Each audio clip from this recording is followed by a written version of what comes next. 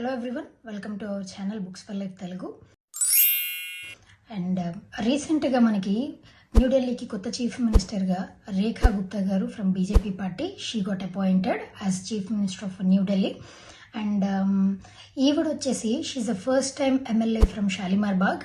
ఇది వరకు ఈవిడ సౌత్ ఢిల్లీ మున్సిపల్ కార్పొరేషన్కి మేయర్గా కూడా పనిచేశారు.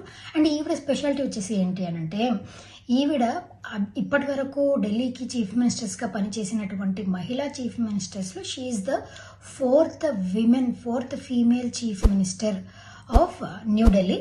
అండ్ ఇదివరకు ఎవరు పనిచేశారు అంటే సుష్మా స్వరాజ్ గారు ఉన్నారు, అదేవిధంగా షీలా దీక్షిత్ గారు అండ్ రీసెంట్గా అతిషి సింగ్ గారు. వీళ్ళు women chief ministers. Basically New Delhi అన్నది ఇట్ ఈజ్ యూనియన్ టెరిటరీకి స్టేట్కి డిఫరెన్స్ ఉంటుందండి. స్టేట్ లెవెల్లో అయితే మనకి ఆర్టికల్ 164 ప్రకారం చీఫ్ మినిస్టర్ని అపాయింట్ చేస్తారు. బట్ వేరేజ్ యూనియన్ టెరిటరీ వచ్చేసి లెఫ్టినెంట్ గవర్నర్ ఉంటారు. It comes under the direct control of president లేదా సెంట్రల్ గవర్నమెంట్. అయితే కొన్ని యూటీస్కి మాత్రమే లెజిస్లేటివ్ అసెంబ్లీ కూడా ఉంది. ఇప్పుడు మనకున్నటువంటి యూటీస్లో కొన్ని యూటీస్కి మాత్రమే 3 యూటీస్కి మాత్రమే లెజిస్లేటివ్ అసెంబ్లీస్ ఉన్నాయి. అండ్ దాంట్లో న్యూఢిల్లీ అన్నది ఒకటి.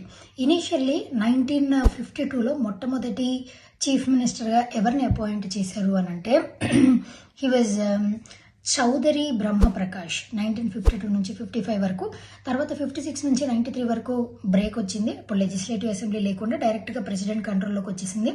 తర్వాత మళ్ళా 1993లో లెజిస్లేటివ్ అసెంబ్లీని ఇంట్రడ్యూస్ చేశారు. అలా ఇంట్రడ్యూస్ చేసిన తర్వాత ఢిల్లీకి మొట్టమొదటి సీఎంగా ఎవరిని అపాయింట్ చేశారు అని అంటే మదన్ లాల్ ఖురానా గారిని అపాయింట్ చేశారు.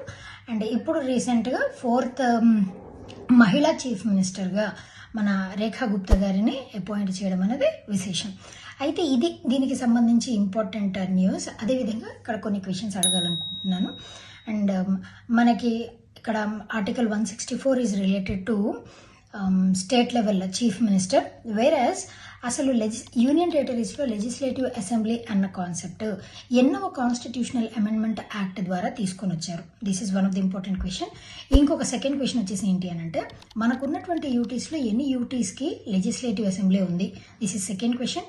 ఇంకొకటి ఓల్డ్ నేమ్ లేదా ఏన్షియంట్ నేమ్ ఆఫ్ న్యూఢిల్లీ వచ్చేసి ఏంటి?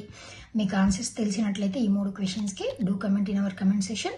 తెలియకపోతే దాని ఎక్స్ప్లెనేషన్ ఆన్సర్స్ కూడా అప్లోడ్ చేస్తాం.